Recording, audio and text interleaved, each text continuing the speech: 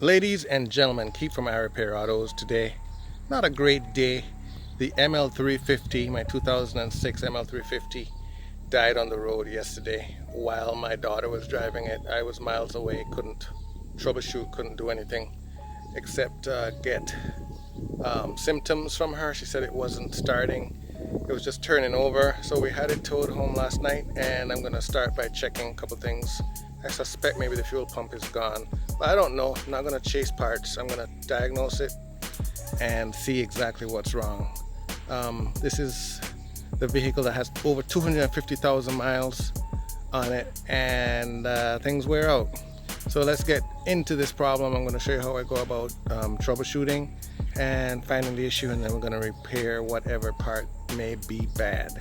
Don't forget to like, share, subscribe, and spend a little bit of time looking through the other videos. I have a whole bunch, over 100 videos on Mercedes, so more than likely there's a video here for you. Let's go.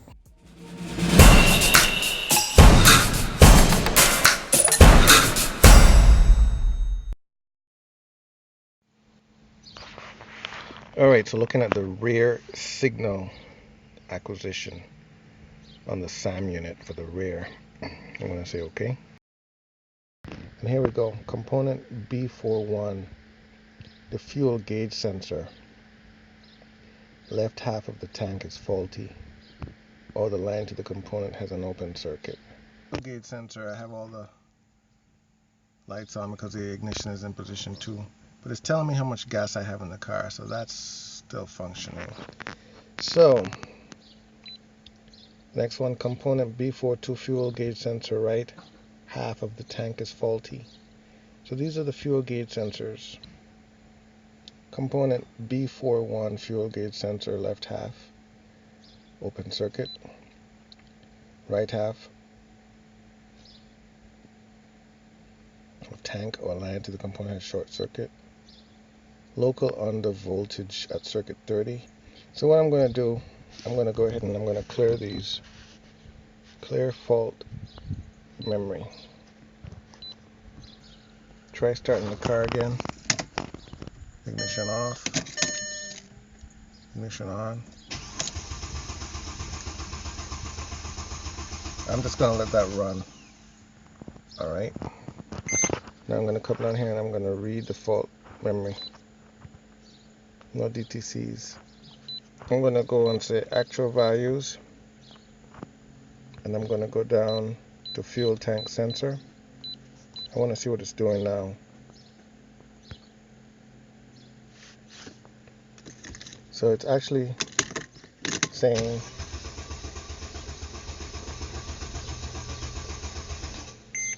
so I'm getting values now.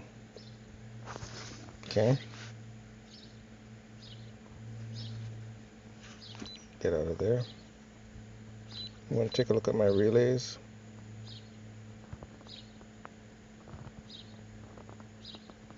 I'm going to try starting it. Okay, so that circuit relay is on for F4KR. Okay, so everything there seems fine. Rear wiper relays, heated rear windows. Turn the ignition off. When my ignition goes off, F4KR goes off. That would be suspect is the fuel pump. So I'm going to go into the trunk and I'm going to look at fuses 53, 57. Start off with 57. So 57 is right. Where is 57? That's 53. 57 is top right. And that's a 20. This fuse right here, so I'm going to pull that. I'll look at 30 and 53. 30 is right here. It's 40 amp. And I'm going to just pull it out. Looking inside, I can see that it's good. I have a voltmeter that I could check it to, but this is good. So I'm going to put this back from whence I pulled it. Next I'm gonna go after 53, and 53 is 1, 2, 3, 4 over. So this 5 amp fuse right here, I'm gonna check that next. That fuse checked out, so I'm now gonna move on to the next step. So now I'm gonna check the pressure of the pump. Take off the engine top cover, disconnect the air input ports. I'm gonna take those off completely, like that. Under in the back of the air intake filter housing, disconnect that tab. Disconnect this hose right here for the secondary air pump. Get that out of there.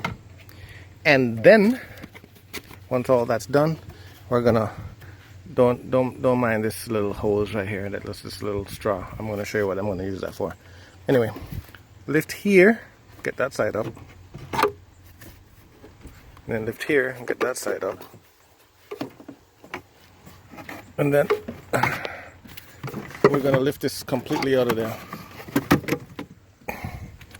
All right.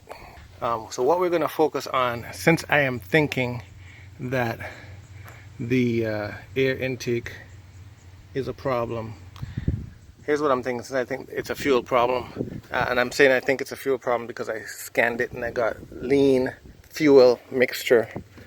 I'm gonna test this rail right here and start off by unscrewing this little cap that covers the air, that covers the fuel rail. Put this cap in a safe place, and now is when I show you what this little straw does. This is the poor man's way of checking to see if there's any fuel in there. And be careful, it's pressurized, it should be, but I'm suspecting that it's not. Wear eye goggles if you suspect that it may be pressurized, and just for safety reasons. And I'm pushing that and I see zero fuel after I got a lean fuel mixture.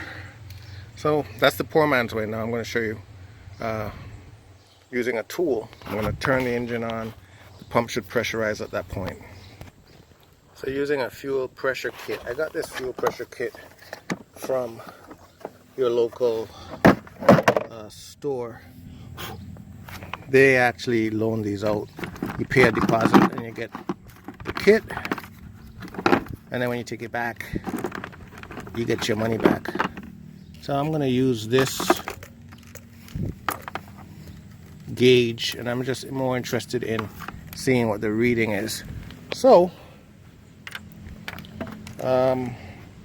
this extra hose right here is to like capture the fuel that comes through, if there be any. So I'm going to take this connection here and connect it up to the car. So I'm going to connect this up, and looks like it may be a tight fit.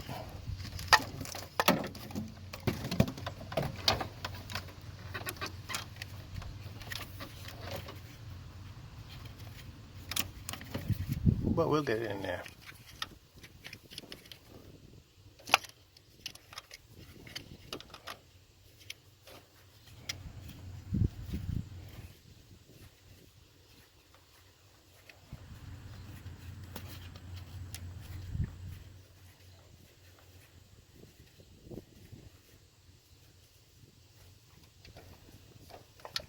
Alright, so we have a gauge connected, and I'm going to situate the gauge in such a way that when I'm starting it, I'll be able to see.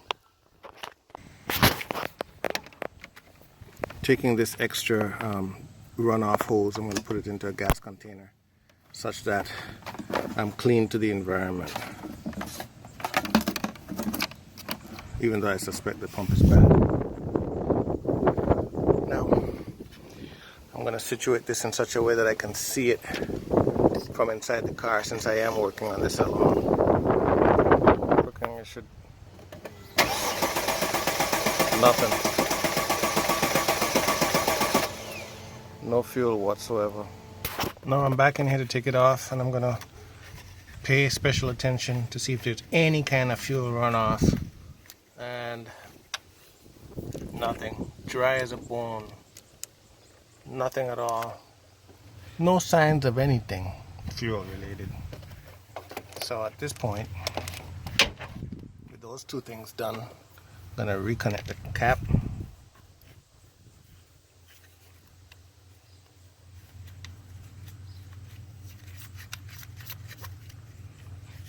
And that's the fuel rail, okay? It's just checking the pressure in the fuel rail. So looking at the right passenger rear seat, we're gonna open it, bring it forward, and we're gonna do the same thing for the driver's side. Driver's side, bring that seat forward. And then we're gonna have this carpet cover here. We're gonna remove that carpet cover. And that's going to expose the top cover, and this top cover here is kept in place with some really strong adhesive.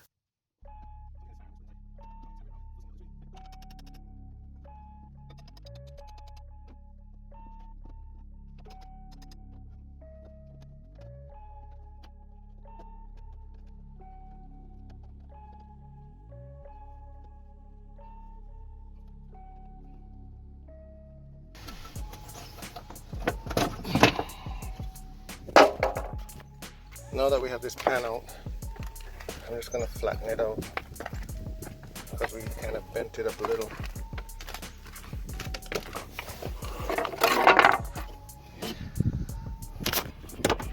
So what I'm going to do, the first thing I'm going to do is I'm going to remove this power cord.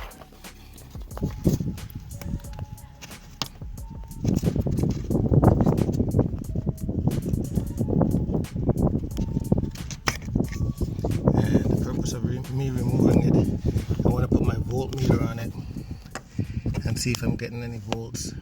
Make sure there's no loose connection there. So ladies and gentlemen, I'm going to, in my follow-up video number 2, I'm going to show you how I put my voltmeter across this connection and saw voltage coming to the harness.